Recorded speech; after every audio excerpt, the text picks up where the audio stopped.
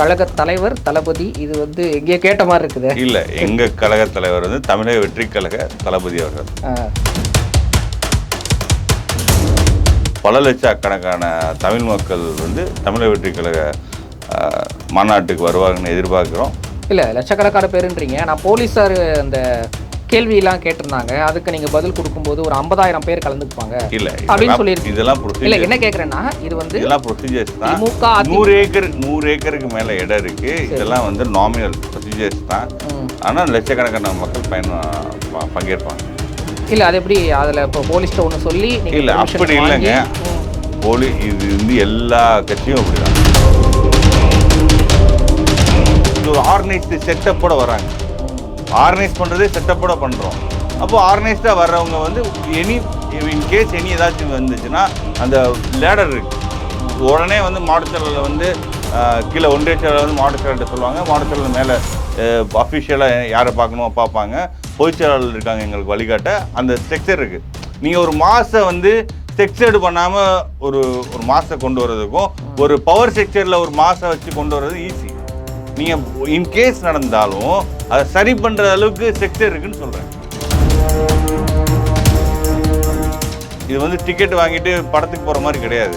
அதனால் இது வந்து ஒரு டிப்பிக்கல் பொலிட்டிக்கல் பார்ட்டியாக நாங்கள் ஃபங்க்ஷனிங் பண்ணுவோம். நீங்கள் எதிர்பார்க்குறத விட எங்கள் தளபதியின் தோழர்கள் வந்து ரொம்ப மெச்சூராக நடந்துக்குவாங்க. அது வந்து இல்லை, நான் கேள்வியை முடிச்சுக்கிறேன். அதாவது இப்படிப்பட்ட ரசிகர்களை வச்சுக்கிட்டு நீங்கள் அங்கே ஏதாவது அசம்பாவிதம் நடந்தாலோ பொது சொத்துக்கு சேதம் ஏற்பட்டாலோ யார் பொறுப்பு? நாங்கள் விஜய் பொறுப்பா? தாவேகா பொறுப்பா? எங்கள் கட்சி தோழர்கள் வந்து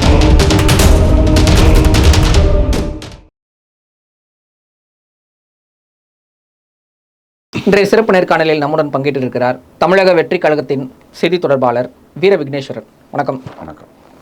மாநாடு வந்து அக்டோபர் 27 அறிவிச்சிருக்காரு விஜய். அதற்கான பணிகள்லாம் எப்படி போயிட்டு இருக்கு?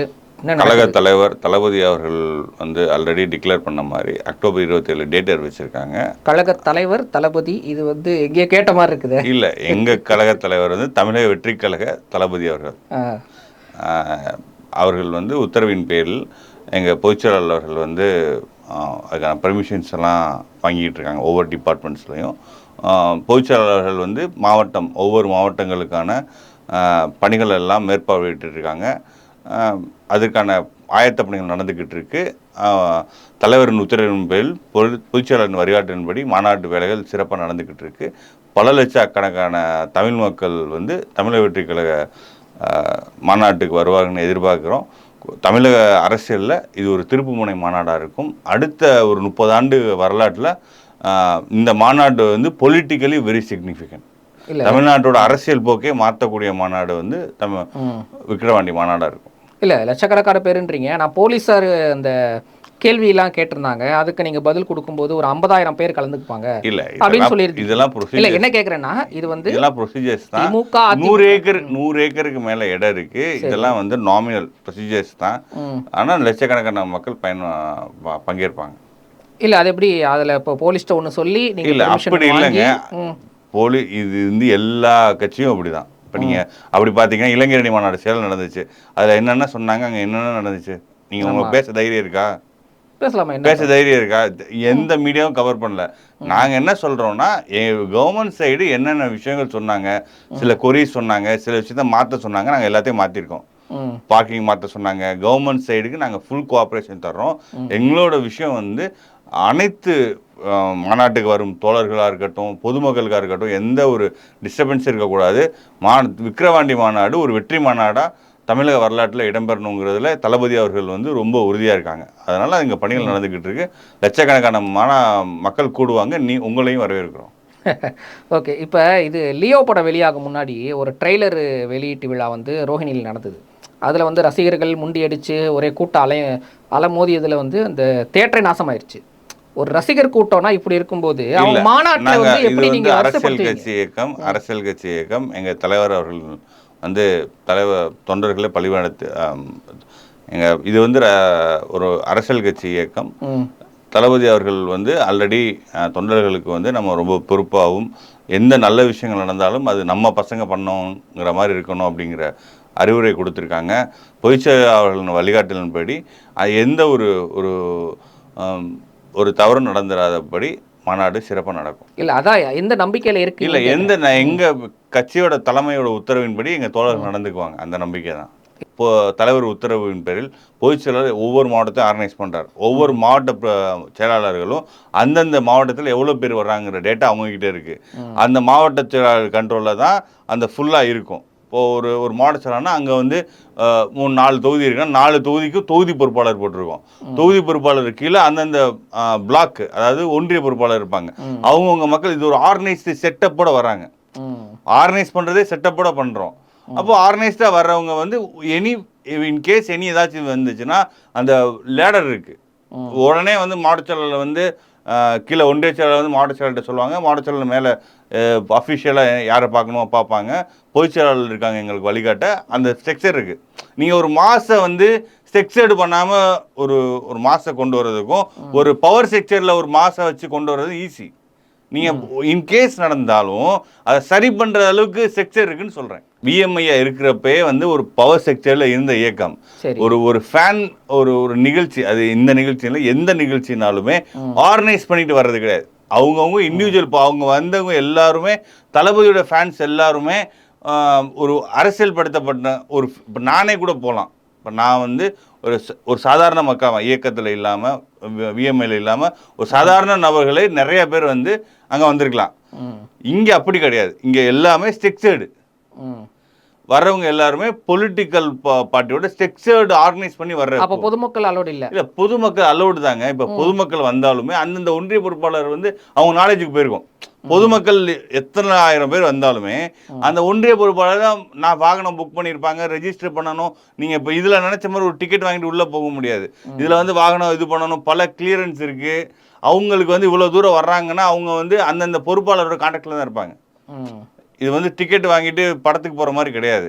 அதனால் இது வந்து ஒரு டிப்பிக்கல் பொலிட்டிக்கல் பார்ட்டியாக நாங்கள் ஃபங்க்ஷனிங் பண்ணுவோம். நீங்கள் எதிர்பார்க்குறத விட எங்கள் தளபதியின் தோழர்கள் வந்து ரொம்ப மெச்சூர்டாக நடந்துக்குவாங்க. நீங்கள் என்ன மைண்ட் செட்டில் இருக்கீங்களோ அது கிடையாது. நான் திருப்பி சொல்லிட்டேன்.